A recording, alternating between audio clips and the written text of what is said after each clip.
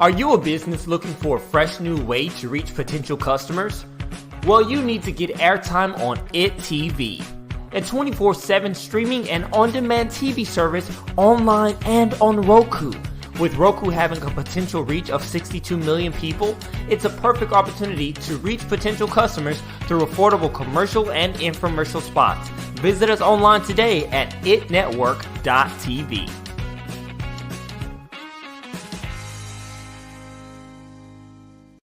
Good morning, good morning, good morning. Thank you for joining me on another episode of the Roundtable Talk Show. I am your host, Sharifah Hardie, and we have an incredible show for you today. We're going to laugh, we're going to learn, we're going to share information, but someone in your network needs this information, I'm quite sure. Maybe they're an entrepreneur, maybe they're a business owner, maybe there's someone stuck at home looking for a little bit of inspiration, but they won't have this information unless you go ahead and share the show with them. And as I always say, friends don't let friends miss out on the Roundtable Talk Show. So while you're introducing your show to our show to your friends, I'm going to go ahead and introduce our first guest, Miss Christy Gilbreth. She's a veteran, licensed, registered nurse and founder of Flowwear by undiesloft.com. She is passionate about raising awareness of women's below the belt health, menstrual periods, and informing on the impact of single-use feminine hygiene. Good morning, Christy. How are you? Good morning, Sharifah. I'm doing well. Thank you so much for having me. Looking forward to this amazing conversation. Undoubtedly, we'll have. As you mentioned, I am a veteran, a proud veteran, licensed registered nurse and menstrual maven. And I launched my business as a result of a medical diagnosis that impacts approximately 200,000 women, people who are born female annually in this country. And I use it as a platform to educate others and inform others so that they can advocate for themselves when it comes to interacting with the healthcare system here in the United States. Wonderful. We're going to learn more about you, who you are, and what you do. I just want to go ahead and introduce our next guest, Miss Muriel Smith. She is the executive director of St. Louis Area Diaper Bank. She has over 20 years of experience in working in the nonprofit community in St. Louis around children's issues and issues affecting underserved communities. Welcome, Muriel. How are you? I'm good. Thank you for having me today. I'm very excited to be here. Like you said, my life's work has revolved around children and families, and that's no different here at the Diaper Bank. We are trying to help with diaper need and period poverty. So I'm glad to meet Kristen today. And our work is centered in St. Louis, and so we are really trying to help families and individuals with all of their needs with diapers and period products, and helping with menstrual equity and equity in general in families here that are in the underserved communities. Wow, what a show. What a show. I'll tell people all the time, I don't select the dates for the guests. The guests just pick a date, and somehow, some way, it just all comes together. Come back, Vance over there, like, I don't know what day that I decided to come on. Don't worry, I got you, Ben. All good, Sharifah. I want to go ahead and introduce our next guest, Miss Cindy Burns. She helps widows find purpose and meaning using coaching and community so that they can find peace despite their grief. Welcome, Cindy. How are you? I'm doing very well. I'm excited to be a part of this panel. As you said, my passion is helping other widows. I became a widow about 10 and a half years ago, and you don't know what it's like unless you've been there, obviously. The hard part that nobody tells you about, though, is what comes after the initial grieving period. You know, you're not crying all day, every day. You're trying to get back into some kind of a normal life, but you don't know what that looks like. And I'm here to help figure that out with you. Okay, well, we're going to figure that out today. What's going on? I'm going to come back to you, Cindy. I just want to go ahead and introduce our next guest, Miss Gina Green. She is a patient advocate, content creator, consultant, and speaker living with multiple sclerosis. Since her MS diagnosis in 2016, she has used her over 15 years of experience in marketing to help bring awareness, support, education, and community to those who live with invisible illnesses, chronic pain, and fatigue. Good morning, Gina. How are you? Good morning. I am well and so thrilled to be here. Thank you so much for having me. I'm thrilled to have you, but before we got to give a little shout out to Manessa. Manessa says, "Hey everyone, so psyched to learn from you today." So we have a lot of support. Love Manessa. She's in the audience today. But tell us about yourself. Who are you? What do you do? And what are you passionate about? Well, interestingly enough, Manessa introduced me to you because she's an amazing business coach, and I've worked with her and been her friend for years, helping women entrepreneurs with their social media marketing and their business strategy. And that's kind of part of my entire goal in life, is to really help people who specifically live with chronic illness and invisible disabilities to live their best lives. So for some of that, it is figuring out how you can move forward after a chronic illness diagnosis. Like for myself, I was diagnosed at 31. That was 6 years ago. I was already an independent contractor, but I know that if I was a full-time employee still at that time in corporate marketing, I would never have been able to continue to work. So I help people like myself that have a diagnosis and have a great skill set, but they need to work on their own terms and they want to live their best lives where they can put their health first. So that is primarily what I do. I'm launching a new course, a handful of new courses in the next few months, including a course that is on public speaking for patient advocates, because that advocacy and just changing the world in public policy as well as public perception is really my passion. We're going to find out a little bit more about you. I just want to go ahead and introduce our next guest, Mr. Bant Breen. Bant is a successful global marketing and media executive and founder of Canary, an award-winning executive reputation management and talent branding solutions company. In 2010, Bant was inducted into the AAF Advertising Hall of Achievement. Welcome, Bant. How are you? I'm great. Thank you so much for having me on the show, Sharifah. I'm really excited to be here, and I'm so excited to learn from also the other guests on the show and all the amazing things that they're working on.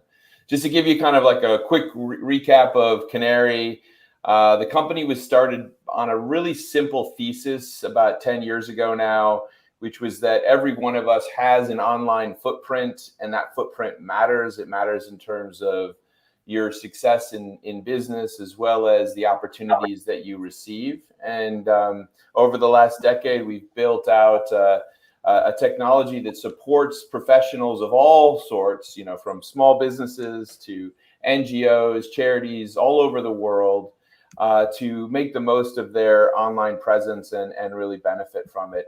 And as you can imagine, in the lovely hybrid world that we all live in now with COVID, perhaps your online presence matters even more now than ever before. So thanks so much for being here, Sharifah.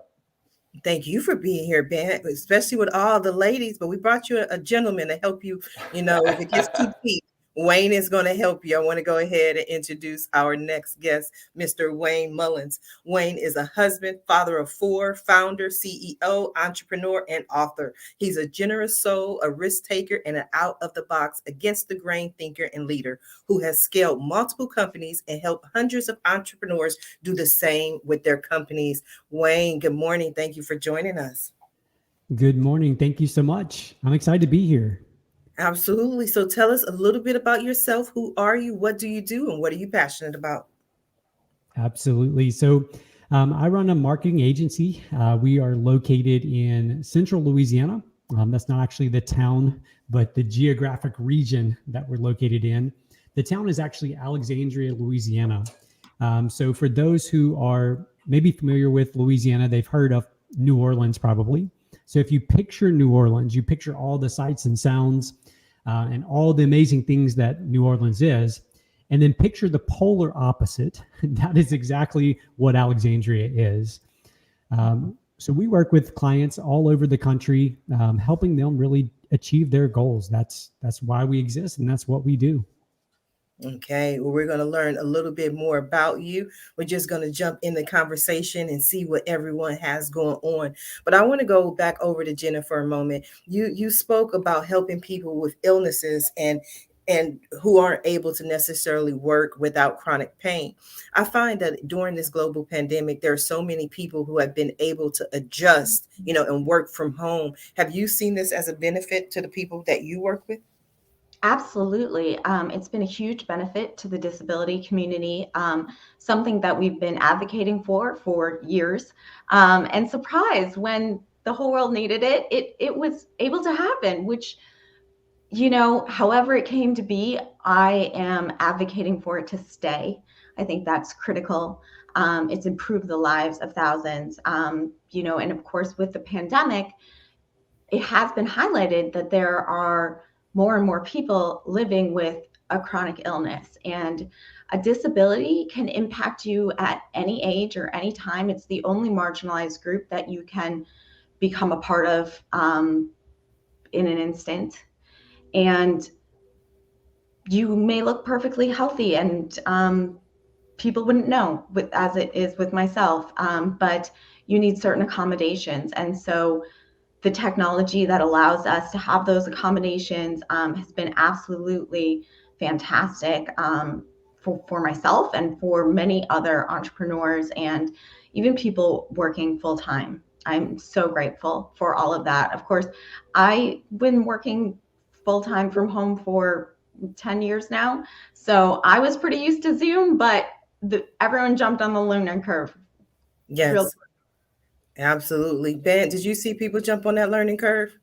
It's incredible how quickly society adapted to kind of the conditions that we're living in. And perhaps we adapted too quickly. I know that certainly a lot of people still have fatigue from perhaps not being able to turn off from all of these Zoom calls that we're all on one after another. However, I think that what Jen is highlighting is one of the amazing benefits of this, which is we're kind of humanizing work. And it's a real lesson in America that we have to face, because in Europe, they're a little bit better than we are in terms of being a little bit more human with work. But, I think the American ethos has always been that we have to kind of suffer through everything and get to the office. And the humanizing of Zoom has been, you're on a call and you see somebody's dog or their kids or whatever. And it just has allowed us to perhaps see that and take it into account and think more holistically on how we create businesses, how we think about working with people. Absolutely. Absolutely. Krista, what have you seen over the last couple of years with the people you work with and your corporation? Yeah. So for me, similar to a couple of folks here at the round table, I have always pretty much worked from home, with the exception of when I'm at the hospital, right? And in terms of chronic illness, as Jenna had shared, I think that this makes a huge difference, especially when you consider those who have below the belt health issues, as many women do. And the period poverty that was mentioned by Muriel, we have so many people who aren't able to go to work or aren't able to go to school because they just don't have the sanitary products that they need. Being able to work at home changes the conversation for these folks so that they're able to continue to earn a living in this unique instance that most of the world is now experiencing. And I see that as things shift within the marketplace, that working from home will become more common, and thankfully so, and hopefully will shed a light on that invisible population that was referenced by Gina as well, and bring attention to it. Mm-hmm. Absolutely. Absolutely. I want to hear from Muriel, what were your thoughts? Yeah, I think, but when the pandemic first hit, I worked from home for probably almost all of 2020. And also my kids were not in school in a regular way, so I was also helping to educate my kids as well. So, and I liked being able to be at home. I felt like I was more productive in some instances, just because I was able to sort of quarter myself off from all the other stuff that might be going on in the office and be able to focus more. Even with educating my kids, I put together a schedule for them, and so I knew when the interruptions would happen. And now I'm back in the office. We since we distribute diapers and period supplies, we have to be here so that those supplies are being packaged and prepared for our partners to pick up on a weekly basis. But certainly our staff has the capability to continue to work from home if they need to, and be very flexible. We're a very small staff. We have 5 people that work here. We're all women. We're all mothers. And so there are times when someone's child is sick or they have to go to the doctor or whatever. And so it makes for a very good flexible workspace where it's, you don't have to take time off to go do some things that you normally would have.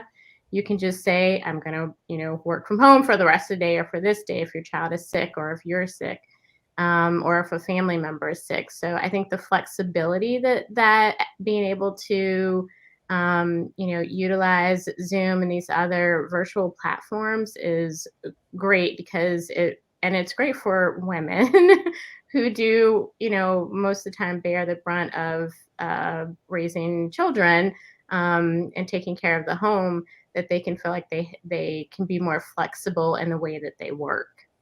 I have to ask Wayne about that. Wayne, does this just work for the women folk?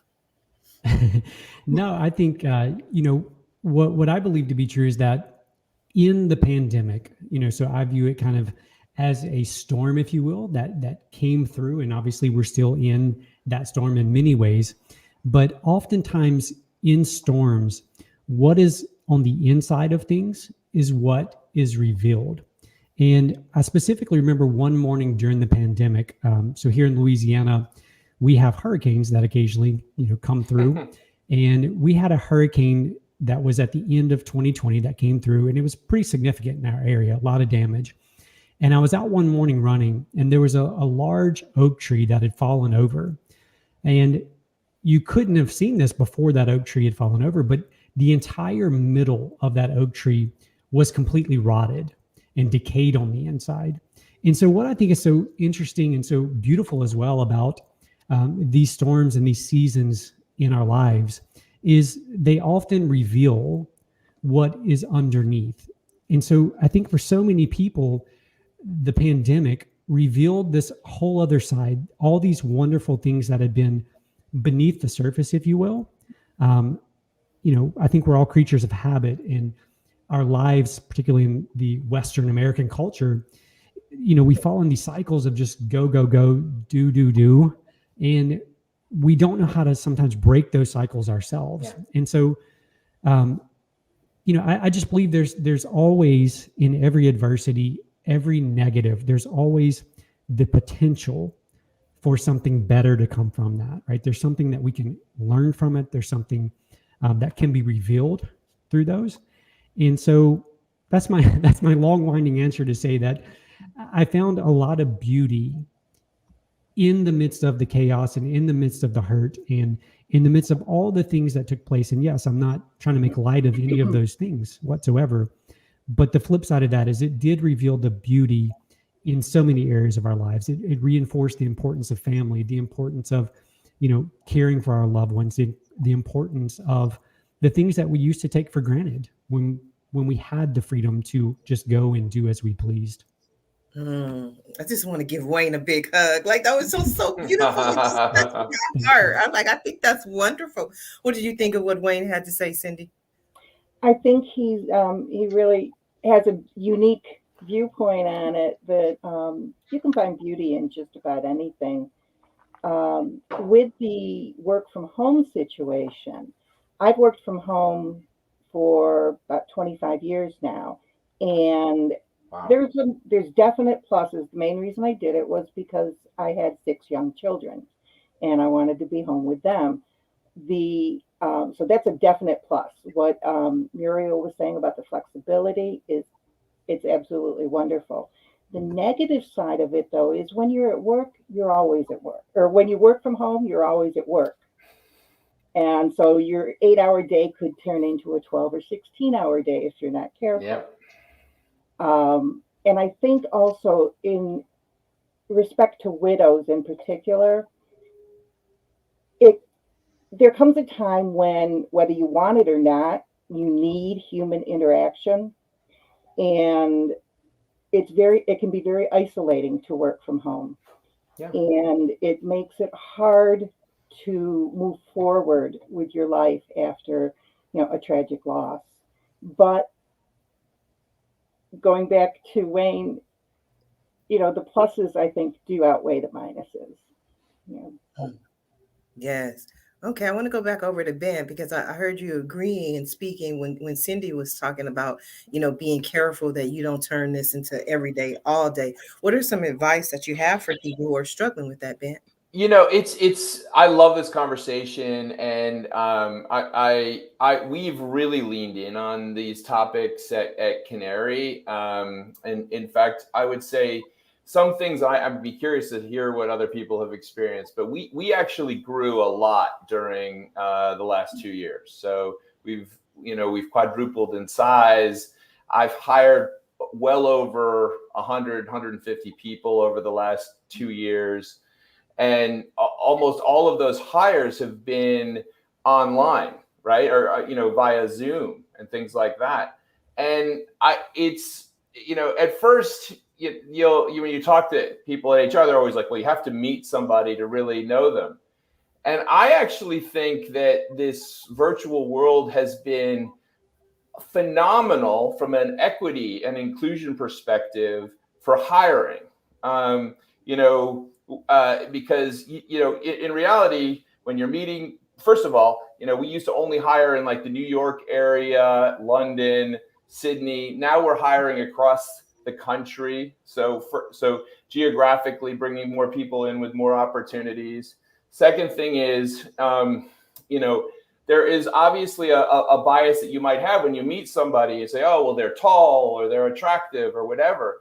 But online, all of that is kind of eliminated. And so there's a much more, I find it a much more equitable and in fact, actually almost a more intimate way of getting to know people when you hire them. And so, there have been people that I have worked with now for the last 18 months where we're on calls all day long together and I'd never met them. And, in December of last year of 2021, we actually had our first in-person gathering and it was incredible. It was as if we'd known each other for years because there's a connection, a depth that you get from the online interactions with people. So that's kind of one of the key things. The second thing is that we actually decided that we would shift the whole backbone of the company to be a digital backbone. And we got rid of all of our long-term leases. We did a global deal with a company called Spaces to give all of our employees access to an office if they wanted it, but they certainly also could work at home if they wanted as well. And so we call it kind of a you-led enterprise. So we let them choose. And the logic behind it was during COVID, we saw no drops in efficiency, no drops in innovation or creativity. If anything, that flexibility was something that made people happier. It stressed people out because of all the issues that have been raised already on things like making sure your kids were okay when you had to educate them at home. But I think companies that lean into that stuff they're going to be it's going to be a good thing for them because it reflects kind of the flexibility that we all need in our lives now. Mm. Christy, love to hear your thoughts on what Ben had to say. Did you see an increase in hiring, increase in people on board? What did you see with your company? You're on mute, Christy, dear. with Flowware, you know, what we did is we optimized our operations in terms of efficiency, going primarily virtual, being able to do market research, things of that nature. R&D was a bit of a challenge, I have to say, because of COVID. But all of the other things that help us to turn out quality products for our consumers was optimized in a digital space that wasn't necessarily considered before. To Ben's point, when you are able to strip away all of the other things that you're taking into consideration, the way someone looks, the way someone dresses, all of these other things, you really are able to drill down and strip down to the nuts and bolts of what is it that you're trying to gain from the benefit and perspective of the organization. For myself, in terms of hiring, we really didn't experience a great increase in terms of our hiring, but we were able to really get to a point of identifying what was necessary and what wasn't. And from that perspective, it helped the operational side of the organization a great deal. And it also, being able to work from home and not have the handcuffs, if you will, of being in an office type structure. When people feel unbossed, I think that adds an opportunity and a layer of creativity to come about that folks don't typically experience, because they are so consumed with trying to do other things within a confined time in terms of their working hours. But when you have people who are able to have the flexibility, take the time that they need and come back and that sort of thing, it opens up this opportunity to be creative and to come to the table with ideas and thoughts that were not necessarily considered before. Very interesting. Wayne, unbossed. Let's discuss being unbossed.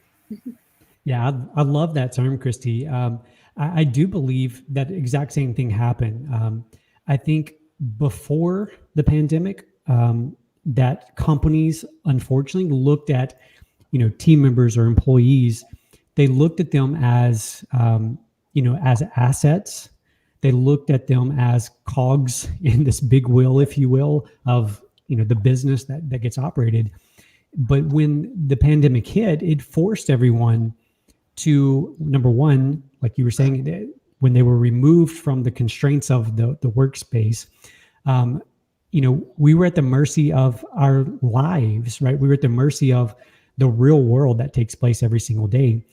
And in so many ways, I think it was, giving people their brains back, giving team members, giving employees their brains back. And I don't mean that to look down at the way every company operated before that, but I do agree with what Christy said. It was like, we had all these layers of management and bosses to make sure that, grown adults do the things that we know they're capable of doing. And so I just think that, I think in so many ways we're so much better, and we're moving in a completely different direction by giving this freedom, giving this flexibility, and trusting the people that are on our teams to do what they're here to do, right? Without our ever watching eye or overlooking their shoulder and all those things. So I agree. And I love that term.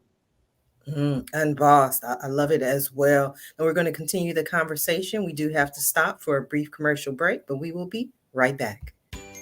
You need jordansrooter.com. Get free estimates, 24-hour service, special discounts for seniors and veterans. That's jordansrooter.com. Have a home repair or some remodeling you need done? No problem. We can handle all that too. Give us a call today at 800-300-0358. At Jordan's Rooter, we take pride in our work and always make sure to get the job done right the first time. That's jordansrooter.com. We want to be your Mr. Fix-It.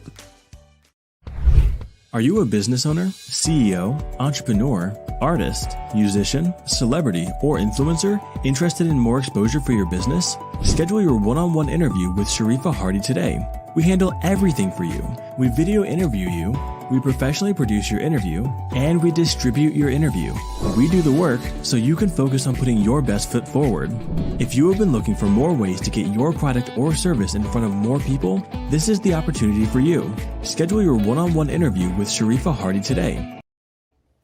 If you are just now tuning in to the Roundtable Talk Show, you have missed out on the first 30 minutes of the show, and I definitely recommend that you watch it from the top in the archives. But we're going to go ahead and continue the conversation. And one of the things that I want to discuss is how do you get your business out there? Because one of the things that I'm noticing is that we have niche businesses this morning. We have people who are focused on specific areas and specific brands, and sometimes they wonder about how to get their message out there. So Ben, I love to hear from you. What advice do you have for the ladies?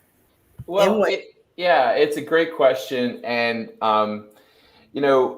we, Canary as a company, we focus on supporting executives, that sometimes that's founders of small businesses, really build up their online presence and grow it. And we do an annual research study with Emerson College in Boston, where we look at what executives' opinions are in terms of digital presence, digital management, digital reputation. And one of the things that I found really interesting about the study that we just completed at the end of 2021 was that there's a lot more trust that executives have in reviewing information that's provided from other executives than enterprises, brands, NGOs, or the government. And so, trust at the end of the day is really critical. And we see it in our results. There's about 10 times more engagement when an executive posts information than when a brand does. So one of the things I strongly advise to entrepreneurs is, at least at the first, as you're getting a business going, you are the brand, and you really have to see yourself not behind a brand, but essentially alongside that brand and telling that story in a kind of authentic human way that will dimensionalize the story. And so I would definitely, like probably many folks in the digital media space, tell folks to really lean in on making sure that they build out their own online presence. Absolutely. Absolutely. Is that something you've done, Jenna? Yes, actually, that's something I did truly first just to find community after my multiple sclerosis diagnosis. And I would say that community is one of forming a community, and storytelling, and as you build your brand authentically, is one of the best ways to get your business out there, because that's something that I consult with as well. And people don't come to social media to be sold to, right? They come for community. And now more than ever, we need community. And my community, the disability community, the chronically ill community, especially the most marginalized among us, the Black, Indigenous, people of color in our community, we've been hit the hardest by this pandemic. And so for us, community has been our lifelines, as many of us are still extremely high risk, as I am myself. And we are still needing to stay home and take extra precautions, and we can't quite rejoin the world at the level of the yet to be disabled people, as we refer to it, since disabled is the only community that likely most people will become a part of before the end of their lives. But building up that community and supporting each other, especially when we were feeling and are feeling left behind and unheard, has been absolutely critical, not just for business, but for mental health as well. And that's something that I think is very important when you're building your business and building your brand. I speak about this a lot, and it's an important part of my upcoming course when you're moving to becoming an independent contractor, is really taking care of your mental health so you can present your best self to the world, to the community, as your brand, when you're telling a story, when you're speaking to a senator, or whether you're speaking to your own community. Definitely agree. Cindy, love to hear your thoughts. Yeah, I agree with her. Community is so important, especially in the widow community. You have other people who are going through the same thing you are.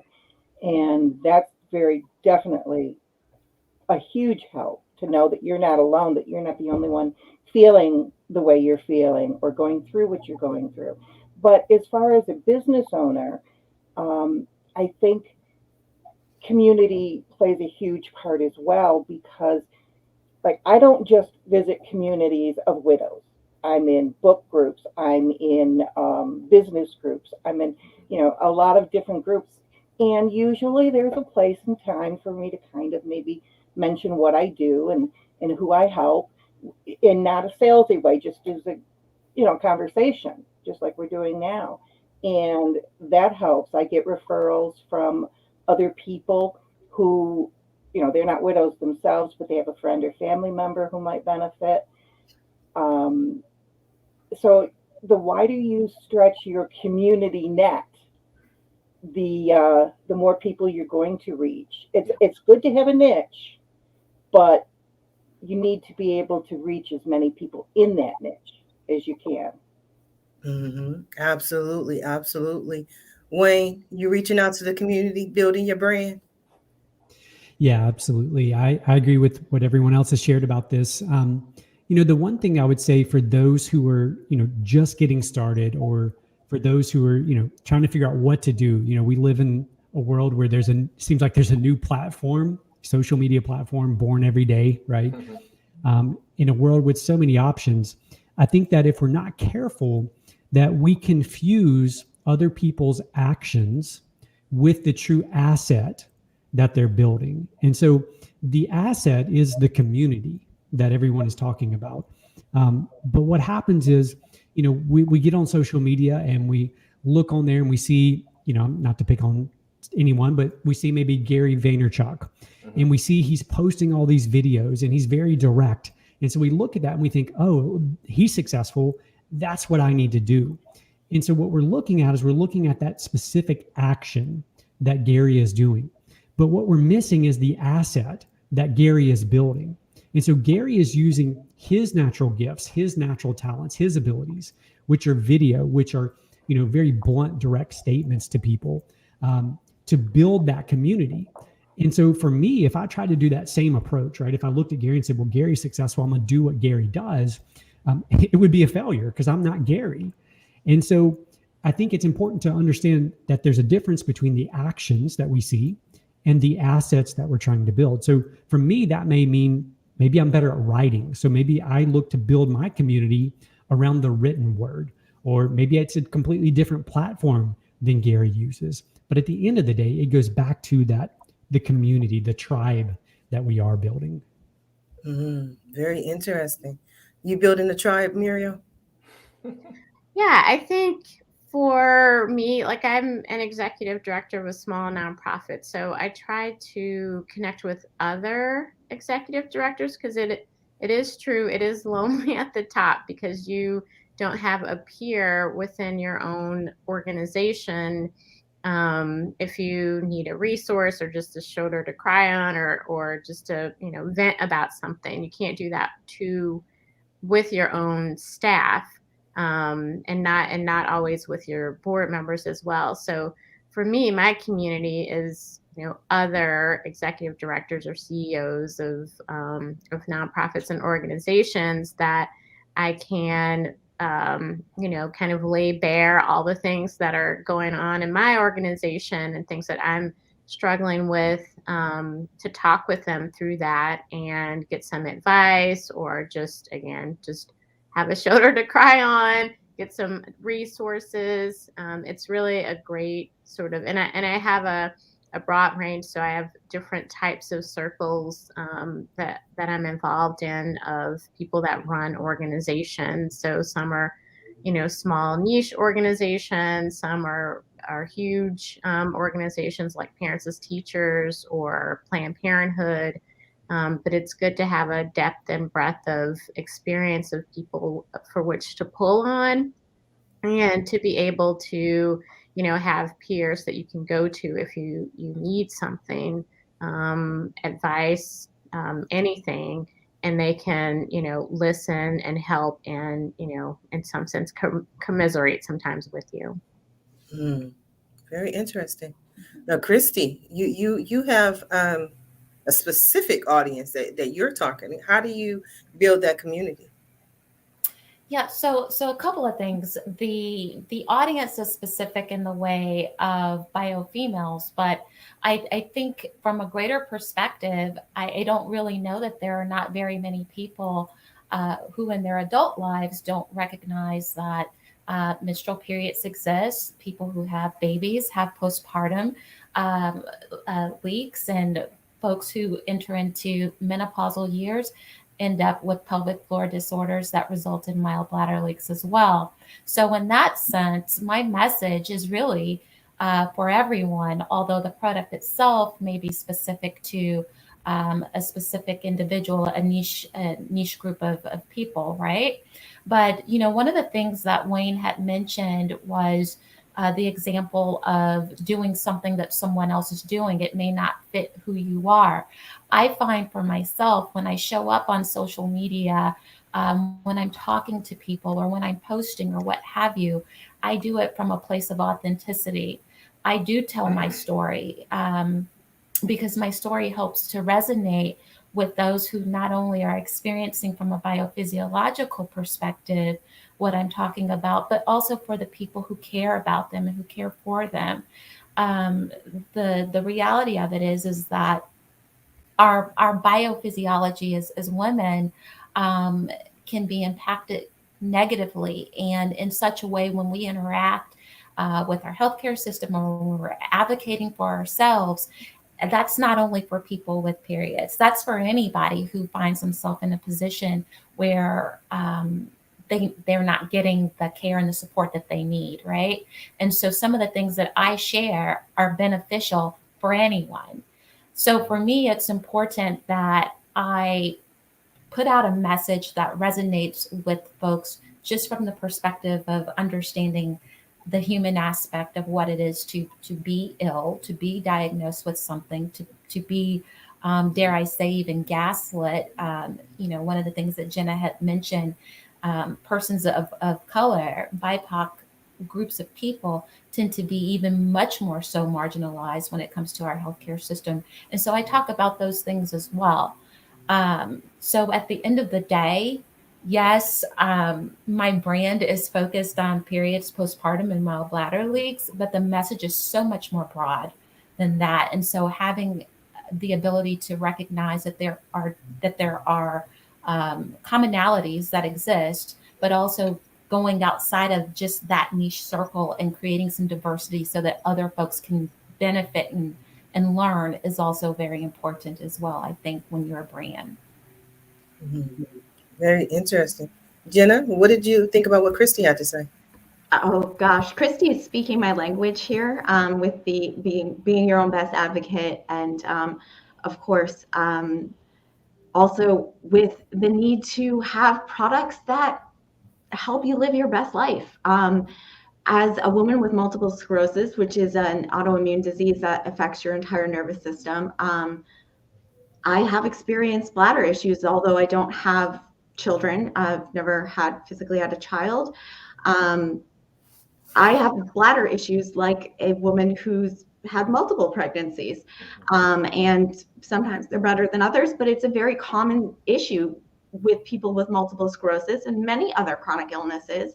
And it's not something that's really like sexy to talk about, but it's a reality. And if you are open to sharing that as your authentic self and being vulnerable, and I post, from my infusions every 6 months, my disease modifying therapy, which I talk a lot about because of, trying to ensure that people have access to their healthcare, right? Especially the most marginalized among us, as Christy had said, because MS certainly isn't just an old white lady's disease, but BIPOC people often are misdiagnosed and not treated as well. So the more I feel like I can speak up about these issues, the less other people will feel embarrassed or hesitant about them. And that's exactly what Christy was talking about. And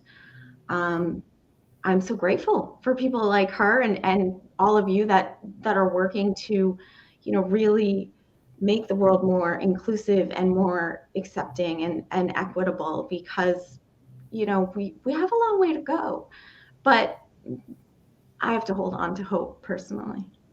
Oh, now I want to give Jenna a hug. I mean, I can hear the passion. I can hear virtual. I can hear the emotion. I can hear the emotion and the passion, in your voice when you're speaking. Oh my God, that was just. Cindy, did it move you? Because it moved me. I was just moved by the whole conversation. Very much so. And I do identify with her in some aspects. While I don't have MS, I have fibromyalgia, I have IBS, I have arthritis. So I know what it's like to live, day in and day out in pain. As a matter of fact, I was talking to somebody the other day, and when I was diagnosed with fibromyalgia, my doctor was surprised because I said, I thought everybody had pain. But, and everybody doesn't. But yeah, it is wonderful knowing to have the support of like-minded people, to have the community. That's one reason why I think Jenna and I love Manessa so much, is because she freely talks about her issues with pain and other things. And I think we all need to start doing that more. Not in a whining and complaining type of way, but saying, these are my limitations, and this is what I'm doing to accommodate them, or even to somebody else. Okay, I understand your limitations. Here is what I can do to help you accommodate them, or to make life easier for you. Mm-hmm. And I think that needs to be more a part of our daily conversation. Absolutely, absolutely. Now, Wayne, you brought up just being your authentic self and not just watching the actions. For some people, they struggle with, who am I authentically on social media? What advice or strategies or guidance would you offer them? Yeah, I agree. I think that, we become so bombarded with the messaging from other people, particularly when we're looking at competitors or people who are in similar spaces or positions that we're going into or aiming to be, that what we see dilutes, like you were saying, who we actually are.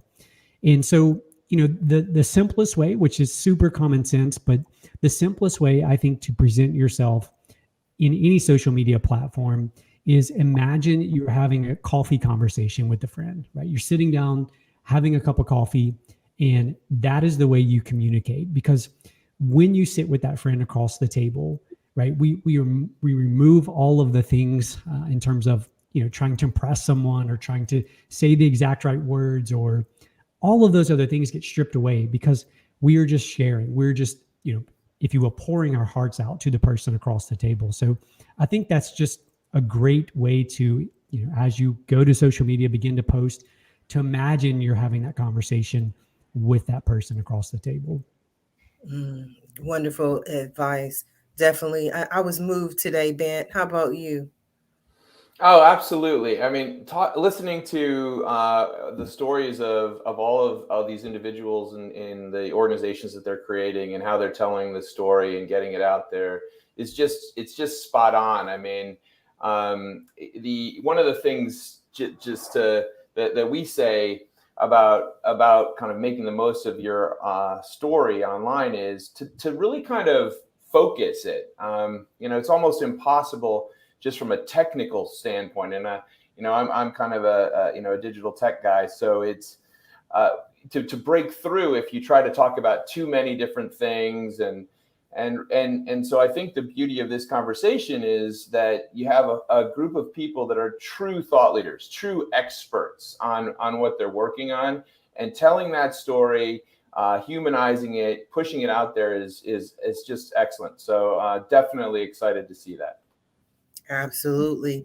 Now we are coming down to the last few minutes of the show. And what I love to do at the end of every show is just simply allow my guests the opportunity to speak directly to the audience, to everyone who is watching the show live, as well as everyone who is watching in the archives, and let them know what you want them to take away from your appearance here today. And we're going to start with you, Muriel.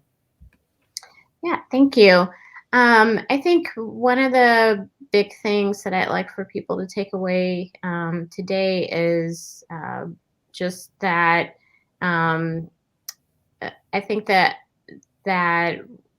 working, in the space that I work in, and Christy as well, that it's helpful to have lots of support around that, and have people around you that are supporting you.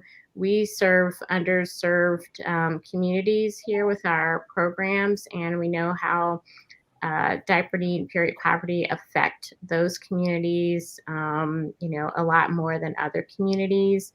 And I think it's important that when we're thinking about other people or helping in other ways, that it would be great to understand that those two things do affect a large number of people.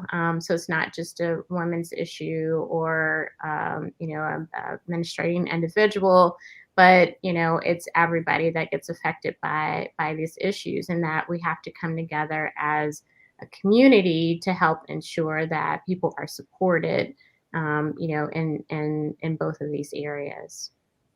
Thank you, Muriel. Christy, what would you like people to take away from your appearance? Yes, a couple of things. One is that you have the right to advocate for your health care. And when it comes to advocating for your health care, understand you are a consumer. Your medical provider is a business. If you are not getting the treatment that you believe you deserve, you can take your business elsewhere. I also want people to understand that if you do like where you're receiving your health care from, but you are doubting the diagnosis, to write this sentence down. In the sentence is, when you are asking your medical provider, what was your differential diagnosis? And what that is saying to that physician or that advanced practice provider are a couple of things. One is that you have a sophisticated understanding of what's happening here. There are not very many lay people walking in, having conversations with medical providers and asking about a differential diagnosis. That will put them on alert, that you understand that what you're being told is not mirroring per se to the symptoms and the signs that you have explained to them. Also, I want people to recognize that if you have appointments or if you ever find yourself hospitalized, again, to advocate for yourself, have someone at that appointment. The data tells us that 50% of what is shared at a medical appointment is retained, only 50%. And of that 50%, half of it is actually incorrect. So you need an extra set of eyes and ears to be with you so that you can advocate for yourself. Those are the three primary things that I want folks to walk away from, so that they have a positive interaction with our healthcare system, and so that they can advocate and fight for their care and what they deserve. And then lastly, if you do find yourself in a position where you have bladder leaks because of a neurodegenerative disorder like multiple sclerosis, or even something just more basic in terms of general physiology, visit us at undiesloft.com and allow Flowware to support you with that. Thank you. Thank you, Christy. Jenna, what do you want people to take away? Well, exactly what Christy said. First of all, that was perfect and beautiful.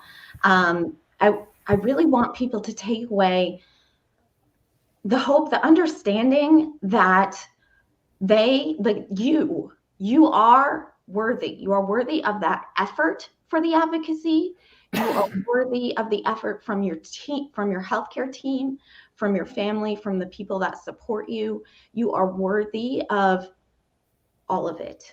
And I think especially when you're diagnosed with a chronic illness or another disability or disabling disease, there's a lot of mindset issues, and there's a lot of grief, and sometimes a lot of shame and blame. And I actually offer a free mindset makeover journal, digital journal, which I'll put in the link in the comments, that may help anyone, whether you're chronically ill or not, because I think that we all need to overcome the mindset of that we need to make ourselves smaller, or that we're not worthy of telling our story. And I often hear from other people who want to become an advocate in public policy, well, why would anyone care about what I have to say? Or, my story isn't that helpful or interesting, but it is. It's those stories that make an impact every day, with your senators, with your legislators, with your healthcare team, and with your community as a business owner. And that's what it all comes down to. So please know that you are worthy and valuable, and your story is something that we all want to hear. Thank you, Gina. Definitely appreciate you. Wayne, what would you like people to take away? Sure. I would end by taking this back to 1874. So a world without cars, a world without airplanes, a vastly different world. But the lesson comes from the British Prime Minister, Benjamin Disraeli. He was up for re-election that year, and he was running against a gentleman by the name of William Gladstone.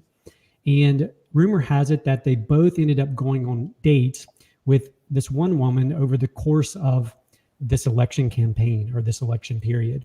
And the newspaper found out that she'd gone on a date with each of these men. So they interviewed her, and they said, what was your impression of Mr. Gladstone when you went on a date with him? And she said, when I left the date with him, I felt like Mr. Gladstone was the cleverest man in all of the UK. And then they said, okay, well, when you left your date with Mr. Disraeli, what was your thought of him? And she said, when I left my date with him, I thought that I was the cleverest woman in all of the UK. And so the lesson in that is this, that we live in a world where we feel this need in our businesses or in our organizations to capture the attention, to make other people feel good about us. And so my challenge for myself every day, and for all of us, is this, that we would in turn take that effort, take that energy, and make other people feel important. That was so beautiful. I love that. Thank you, Wayne. Cindy, what do you have for people? I love what Wayne said. And as a matter of fact, it kind of ties into what I'd like to say is that while you may not be a widow, while you may not have MS or, urinary troubles or whatever, you know somebody. And don't just give them lip service. Don't just say, call me if you need something. Do something for them.